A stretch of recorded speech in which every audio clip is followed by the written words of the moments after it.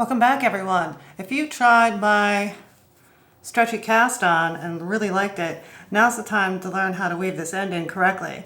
Today is a quick tip Tuesday tutorial. Say that fast. Let's get started.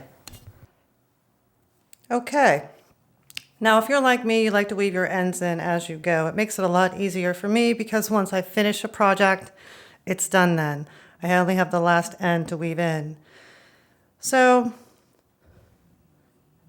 if you started and looked at this stretchy cast on, you'll notice that there's little knots. Let's see if I can bring one up that cross over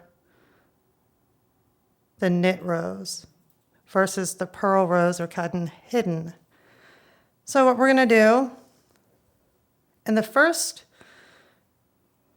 placement to hide the cast on correctly in this, because if you see this, we've got that knot here and there's a knot there.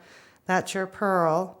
You want to hide this as best as possible. So what would be the best case scenario? Because you see this one crosses over, that crosses over. So we need to do this to make it look correctly, if you get my gist.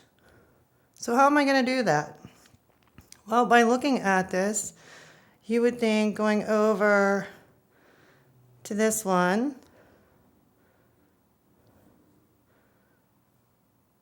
and look at that, and coming back through.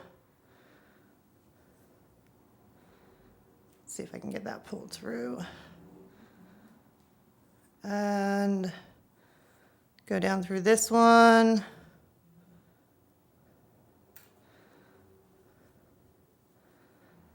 And there you have it. You don't lose any of it, the stretchiness that is. It looks like it. Now all I have to do is adjust the tension correctly before I weave in the back, which there's many ways. There's no right or wrong way to weave in ends. Everyone's got their own favorite. But what matters is getting this to look like the rest of it and not losing any of the stretch. So I hope this helps a little bit. So I'm going to get my tension right and weave this end in so I can continue on. And I finished weaving in the end. So where would the end be? Can you tell?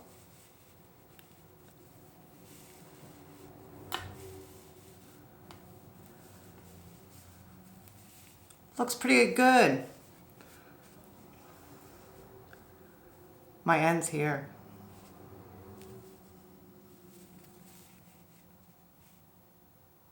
So like and subscribe as always. Hit the bell to get notified when I post a new video.